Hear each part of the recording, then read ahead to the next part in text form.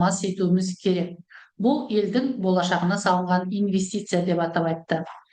Қазақстандағы барлық қосымша білім балалардың әлеуетін толық ашу мүмкіндігіне ие. Сондықтан әр баланың сабақтан тыс үйірмелер мен секцияларға қатысу мүмкіндігі болуы маңызды деді.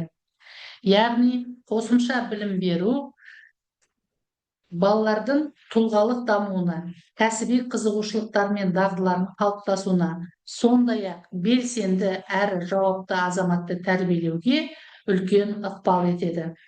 Еліміздегі оқушылар арасында экология, өлкетану бағытын дамыту, экологиялық саналы әрі патриоттық рухты жастарды тәрбиелеудің маңызды құрамдас бөлігі.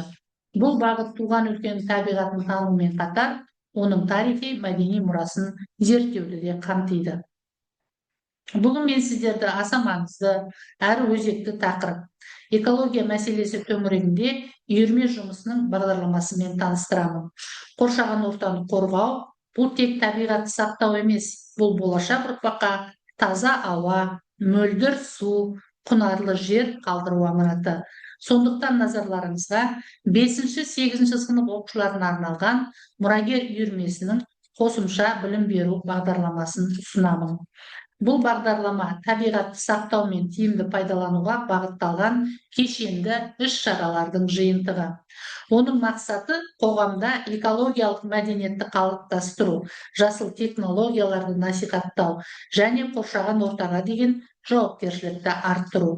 Бағдарлама аясында әртүрлі экологиялық акциялар, қоқысты сұрыптау мен қайта өңдеу жобалары, ғылыми жобалар, экологиялық білім беру сабақтары мен тренингтары, жергілікті жерлерде экологиялық мониторинг жүргізу сынды бастамаларда қамтылған. Біз әрбір адам табиғатқа жанашыр көзбен қарап, оны қорғауға атсалысу қажет деп білеміз. Бізге әрекет етсек, келешекте көркем табиғат сыйлай аламыз. Табиғатты аялау өз болашағымызға қорғау деп білеміз.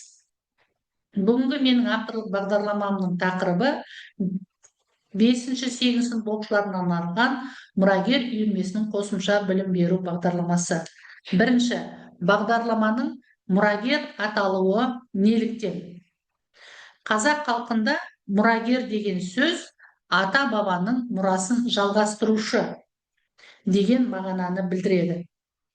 Яғни, өскелең ұрпақ ата-бабамыз бізге мұра қалдырып кеткен еліміз бен жеріміздің амандығын, табиғат байлығын сақтау бүгінде біздің қасиетті міндеттеріміздің бірі.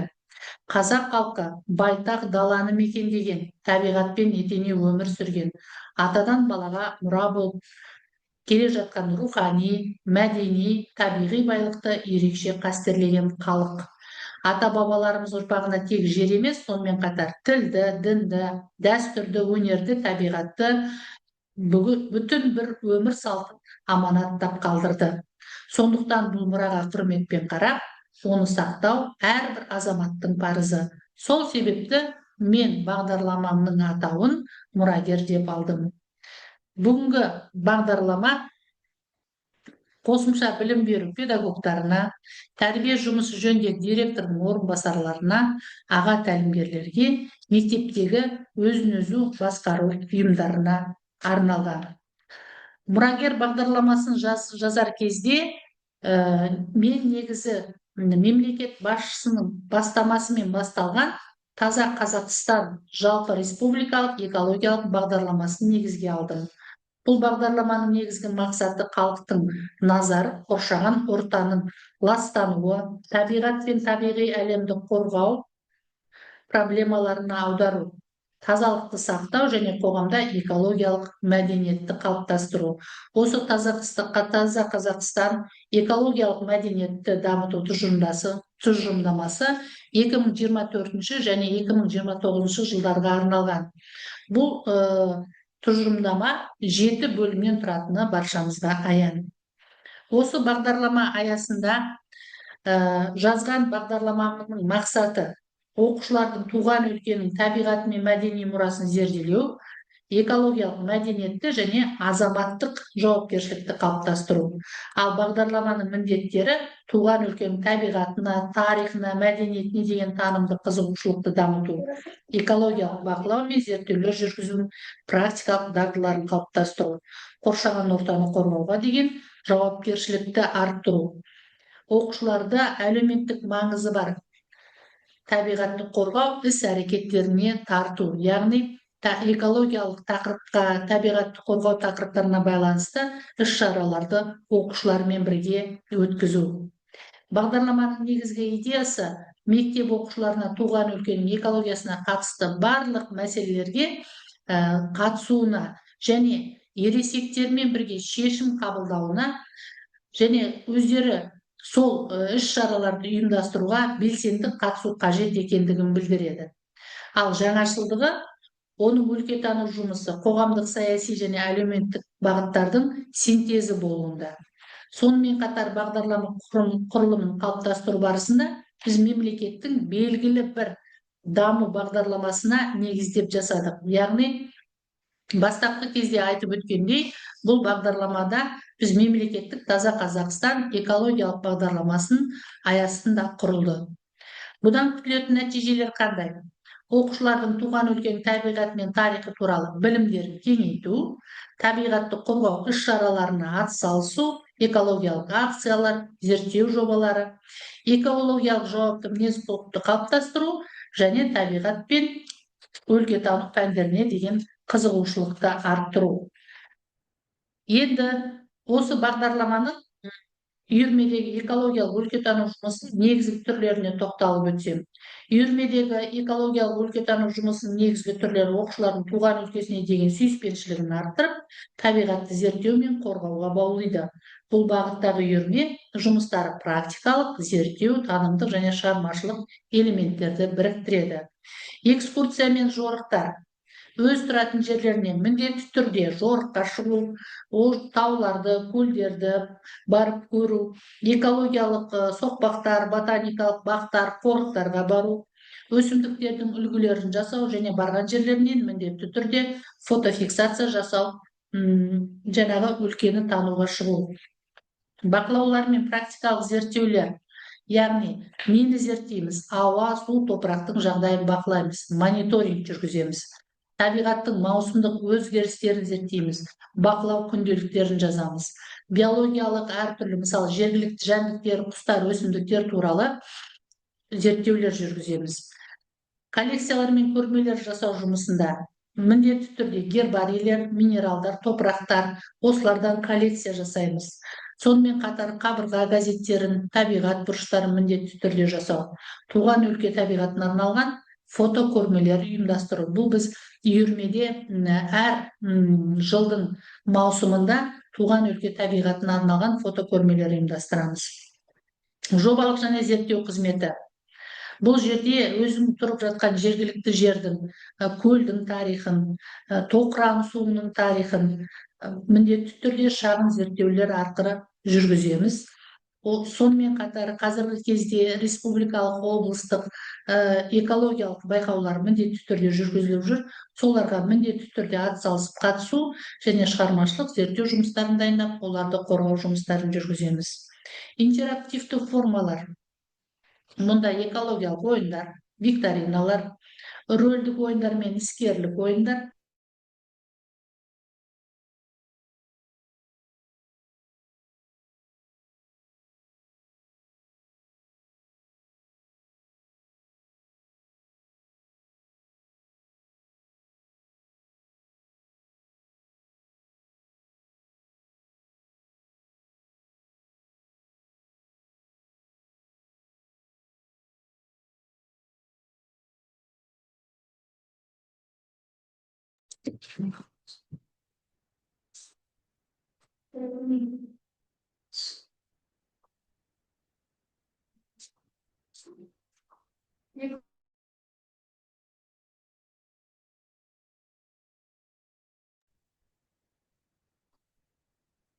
Зерттеу мен шығармашылықтар, бақылау мен практикалық зерттеулер. Бұл жерде туған өлке табиғатына арналған сурет, көрме, әңгіме байқаулары, бейнероликтер, әлеуметтік плакаттар, үн парақтар, міндетті түрде мектебіңе гүл сыйла, ата-анамен бірлесіп тал отырғыз, экологиялық тақырыппен постерлер мен буклеттер жасау, жас эколог, жас өлкетанушы жобаларын қорғау, экологиялық жаңағы театр көріністерін, қойылымдарын дайындау. Жергілікті қауымдастықпен байланыс бұл қазіргі кезде жүзеге асып жатқан өнегелі өмір жобасы аясында міндетті түрде өлкетанушылармен, экологтармен, табиғатты қорғау мекемелерінің қызметкерлерімен кездесу өткізіліп отырады. Үлкен кісілермен табиғаттағы өзгерістер туралы сұхбаттар алынады, бұрынғы табиғат жағдайы туралы аңыздар, наным-сенімдер арқылы экологиялық түсінікті зерттейді. Туған өлкенің табиғи ерекшелік жайлы әңгімелер жазады. Далалық және практикалық жұмыстар бұл аумақты тазарту, көгалдандыру жұмыстары, жаңағы ағаш отырғызу, бөлме өсімдіктер оқыту, осылардың бәрі далалық және практикалық жұмыстар түріне жатады. Ендігі қызық формасы бұл аралас формалар деп аталады. Жұмыстың ең тиімді түрі теория мен практиканы ұштастыру, мысалы өсімдіктерді зерттеу, гербарий жасау, экскурсияға шығу, жоба құрастыру, презентация қорғау бұл аралас форма түріне жатады. Үйірмеде осындай жұмыс түрлерін негізге алып жүргізіп отырамыз. Енді құрметті әріптестер, сіздермен өз ойларыңызды, пікірлеріңізді білгім келіп отыр. Сондықтан кішкене сіздермен сауалнама жүргізгім келіп отыр. Сауалнама, бірінші сауалнамамыз: мектептеріңізде экологиялық жобалар бар ма? Егер бар болса, осы чатқа я жоқ жасалып жатыр деп жазуларыңызға болады. Бұл бірінші сауалнама. Экрандарыңызда шығып тұр. Екінші, сізге қоршаған ортаның жағдайы маңызды ма? Бұл жерде жаңағы 3 нұсқауы берілген: я жоқ, ойланбадым деген. Егерде маңызды болса, әрине маңызды деп жазасыздар. Ешкімге маңызсыз емес деп ойлаймын, сондықтан барлық бұл жерде я деген жауапты береді деген ойдамын. Келесі сауалнама: қандай экологиялық мәселелер сіздің өміріңізде өзекті? Біріншіден, ауаның ластануы, су ресурстарының тапшылығы, қоқыс пен қалдықтар. Әрбір өңірде қазіргі кезде осындай экологиялық мәселелер бар деп ойлаймын. Сондықтан да сіздердің өңірлеріңізде осы экологиялық мәселелердің қайсысы өзекті болып тұр, соны чатқа жазуларыңызды сұраймын. Келесі, қандай да бір жаңағы экологиялық акцияларға қатыстыңыз ба? Қатыссаңыз қандай экологияларға қатыстыңыз?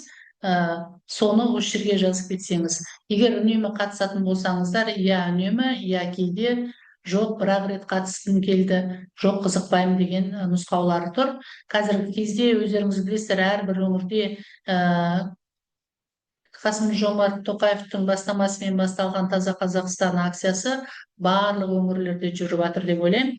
Барлық өңірде әртүрлі жаңағы экологиялық атпен осындай акциялар жүріп жатыр. Сіздердің өңірлеріңізде де осындай акция болғанына сенімдімін.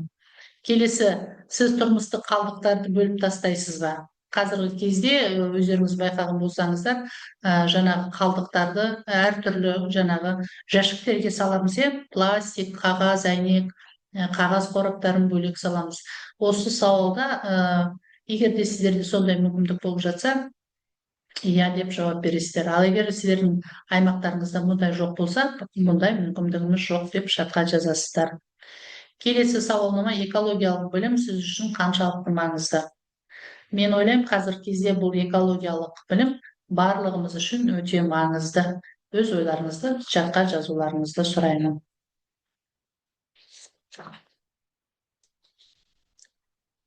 Егер де ойларыңызды жазып болсаңыздар, құрметті әріптестер, ойларыңызды менімен бөліскендеріңіз үшін рахмет. Енді келесі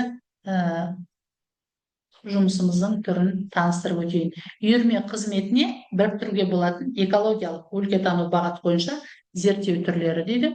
Бұл жерде үйірме жұмысын біріктіруге болатын бағытта оқушылардың жаңағы осы зерттеу түрлері оқушылардың табиғатқа деген қызығушылығын арттырып, зерттеу дағдысын дамытады. Мұндай жұмыстар танымдық әрі тәрбиелік мәнге ие. Осы бағыттарда біз негізгі зерттеу түрлері мен идеяларын бөліп аламыз. Біріншіден, экологиялық зерттеулер міндетті түрде алынады. Бұл экологиялық зерттеулерде қоршаған ортаның жағдайын тексереді.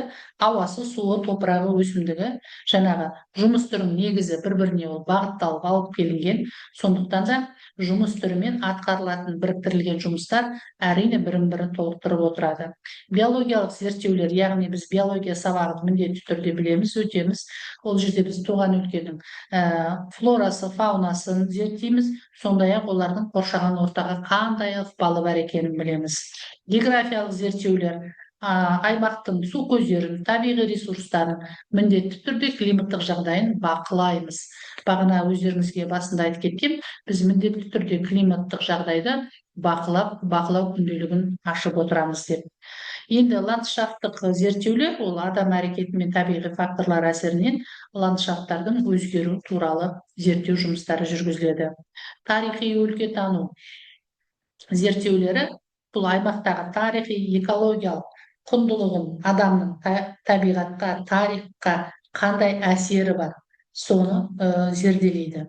Әлеуметтік экологиялық зерттеулер жергілікті тұрғындардың, өзіміздің аймағымызда тұрып жатқан тұрғындардың біздің осы экологиялық мәселелерге деген көзқарасы қандай, олардың экологиялық мәдениеті қалай қалыптасқан, осы экологиялық процестерге олай қалай әсер етеді, оны біз жаңағы сол өңірдің тұрғындары арқылы солармен сұхбат жүргізу, сауалнама алу арқылы біле аламыз. Экологиялық жобалар, оларға айтып өттім, міндетті түрде қатысамыз. Қазір республикалық, облыстық экологиялық жобалар өте көп, соған біздің оқушыларымыз міндетті түрде қатысып отырады. Енді волонтерлық жобаларға тарту, бұл барлық жерде іске асып жатқан жаңағы акциялардың түрі деп айта аламын.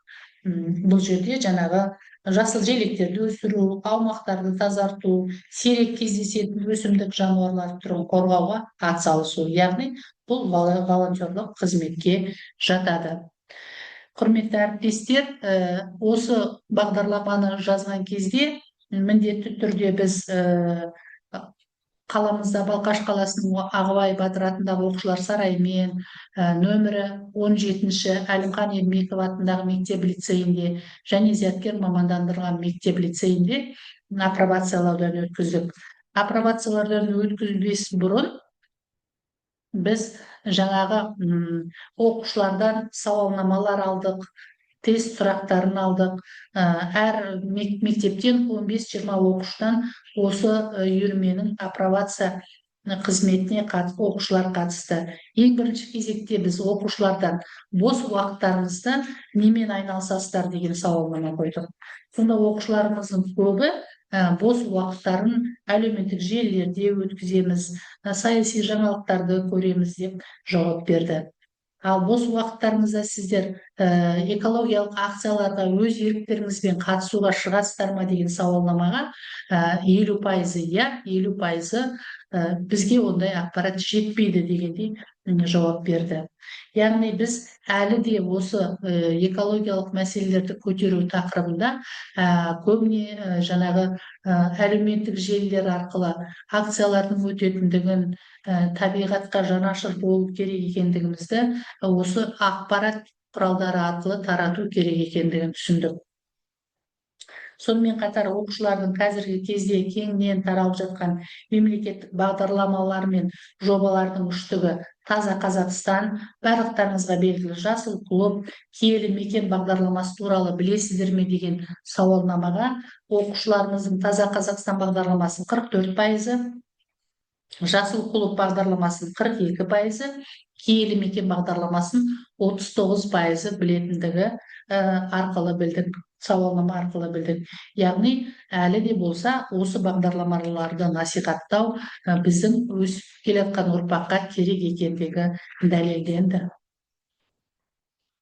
Сонымен бірге тағы да айта кететін сауалнамалардың оқушылар арасында көп жүргізгеніміз, жаңа өздеріңізге қойып өткендей, қалдықтарды сұрыптайсыз ба, жаңағы күнделікті өмірде полиэтилен пакеттерін азырақ пайдалануға тырысасыз ба? Сенбіліктерге ұдайы қатысасыздар ма?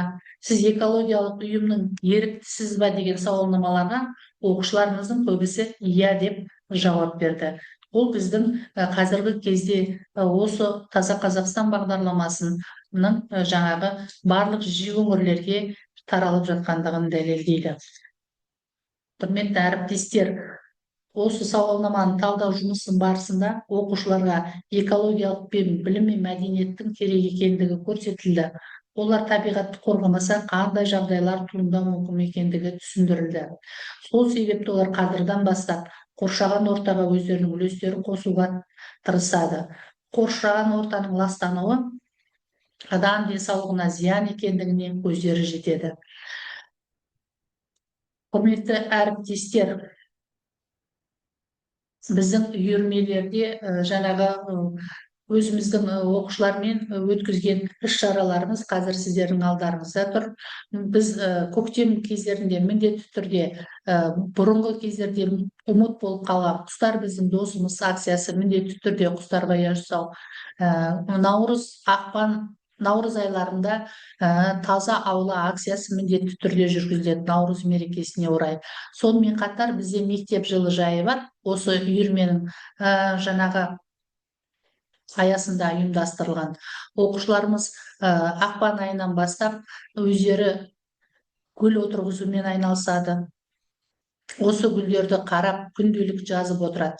Содан кейін сәуір, мамыр айларында бұл гүлдерді далаға шығарып отырғызамыз, мектептің ауласына отырғыза бастаймыз.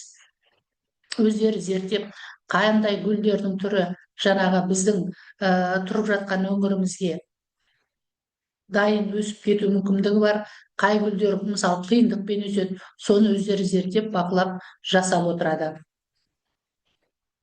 Міндетті түрде бізде таза бейсенбі акциясы ұйымдастырылады. Оқушыларымыз оған міндетті түрде қатысады. Сонымен қатар бізде жылда жаңағы бөлме өсімдіктерін өсіреміз акциясы да жүргізіліп отырады.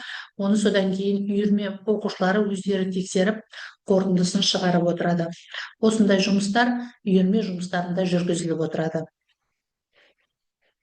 Енді осы бағдарламаның қорытындысын айта кетсем, экология және өлкетану үйірмесінің бағдарламасы оқушыларға олардың жан-жақты дамуына, туған жер табиғатын терең зерттеуге, сондай олардың экологиялық тепе-теңдікті мәдени мұраны сақтау жөніндегі жауапкершілікті қалыптастырады. Сабақтар барысында балалар тек теориялық білім ғана алып қоймай, сонымен қатар түрлі зерттеу жұмыстарында жүргізеді. Соған жаттығады. Мысалы, зерттеу жобалары міндетті түрде жүреді. Бізде биылғы жылы Келісім Бекнұр деген үйірме оқушысы Тоқырауын су қоймасын биыл 2-ші жыл зерттеп, облыстық жаңа ғылыми жобаларға қатысып қайтты. Енді осымен қатар жаңағы балаларды күн жылынған кезде міндетті түрде біз экскурсияға алып шығамыз, далалық зерттеулер мен шығармашылық жобалар сияқты іс-шараларды өткіземіз. Балалардың табиғатты қалай дамып өсуін өз көздерімен көруіне жағдай жасаймыз. Бұл жерде бағдарламаның негізгі аспектілерінің бірі оқушылардың қоршаған ортаға деген жеке жауапкершілігін дамыту. Үйірмедегі сабақтар оқушыларға табиғат туралы ғылым білімді меңгерту ғана емес, сонымен қатар жергілікті деңгейдегі экологиялық мәселелерді шешуге, өз үлестерін қосуға деген сенімділікті арттырады. Бағдарламаның маңызды жетістігі оқушыларды нақты экологиялық практикалар мен жобаларға тарту. Бұл әрқайсымыз өз өңіріміздің экожүйесін жақсартуға үлес қосу керек екендігін түсінуге ықпал етеді. Бұл тек экологиялық сауатты азаматтарды ғана емес, табиғатты қорғауға дайын, белсенді қоғам мүшелерін қалыптастырады. Экология мен өлкетану үйірмесінің бағдарламасы тек білім беру құралы ғана емес, жас ұрпақты экологиялық мәдениетті қалыптастыру жолындағы маңызды қадамы болып табылады. Табиғат пен туған жерін қорғаушы белсенді азаматтар болуға көмектеседі. Менің бағдарламаны жазғандағы мақсатым осы қазіргі кездегі белең алып жатқан экологиялық мәселе, экологиялық мәдениетті оқушы жастарға жас кезінен бастап бойына қалыптастырып, туған жеріміздің табиғатын, туған жеріміздің экологиясын жақсартуға шын көңілмен атсалысатын жас ұрпақты тәрбиелеу. Құрметті әріптестер, сұрақтарыңыз болса, жауап беруге дайынмын.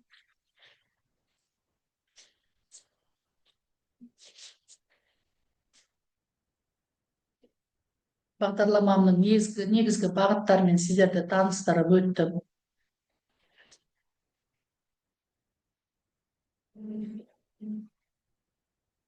Түсінікті. Бұл негізі қосымша білім беру үйірмесі как вариативті сабақ ретінде жүргізіліп жатыр ғой да, мектепте? Иә, Айтыңызшы, бұл жерде қанша балаларды қамтылған? мысалы менде 5-8 сынып оқушылары, 5 сыныптан мысалы 10 оқушы, 6 сыныптан 10 оқушы, сөйтіп мен оларды бөліктерге бөліп, 8 сыныпта менде 20 оқушы бар.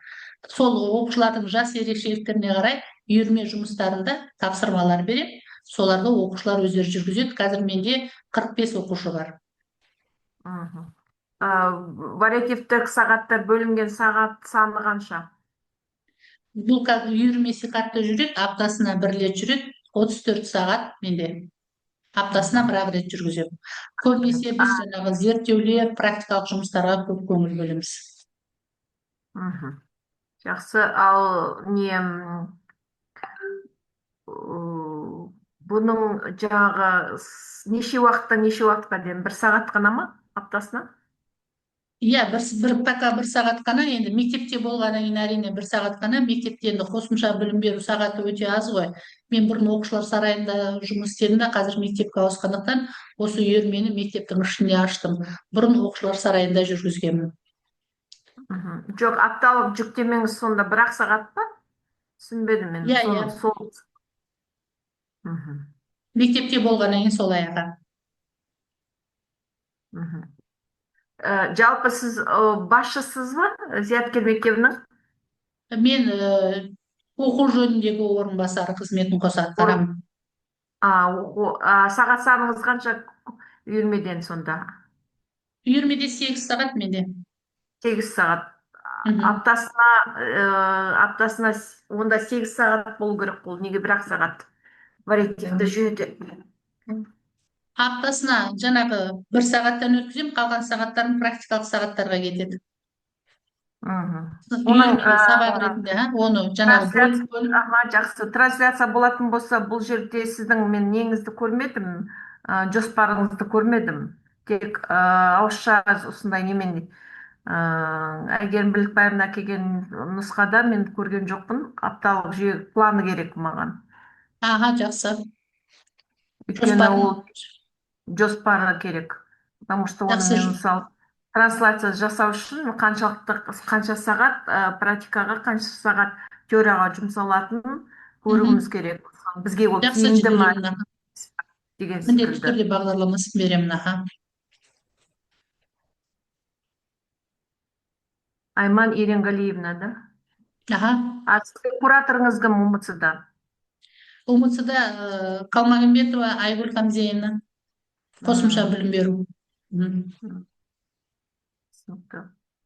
Потому что бізге, мысалы, осындай трансляция болады, сізге жарайды ма, жарамды ма, сіздерге қаншалықты тиімді, тиімсіз деген, мысалы, мен оқу әдістемелік орталығынан бір хабарлама алған жоқпын.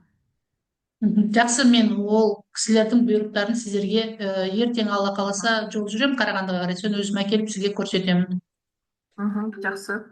Енді балалар егерде Балқаш деген бізде экологиясы жаңағындай күрделі ғой регион.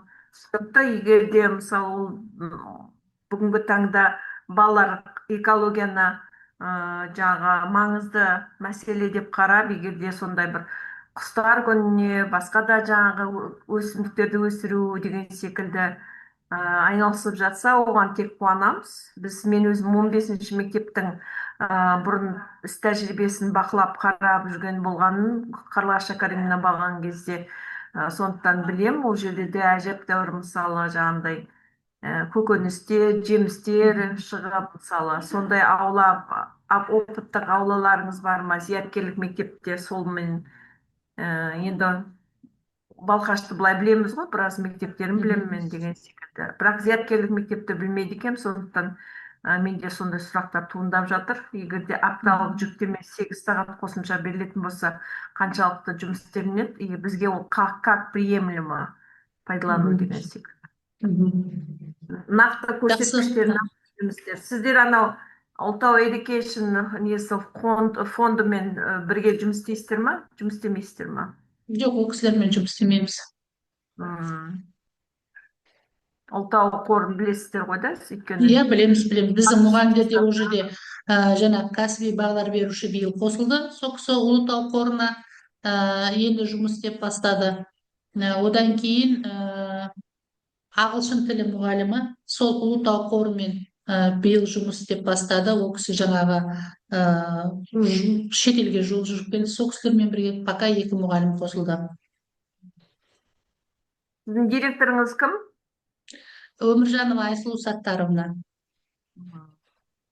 Жақсы. Сіздердің бір директорларыңыз үздік директор ретінде номинациясын Балқаштан алған болатын. Қай мектептің несі екен? 16-шы мектеп. 16-шы мектеп қойдым да. Аға, 16-шы мектеп. Енді хабардармын сіздердің жаңа өңіріңізде болып жатқан экологиялық бағыт бойынша біраз жұмыстарды білемін. Сондықтан сұрақтар туындап жатыр. Жақсы, сәттілік әкеліп көрсетіңіз, сосын ары қарай көреміз. Жақсы, рахмет, сау болыңыздар. Сау болыңыз.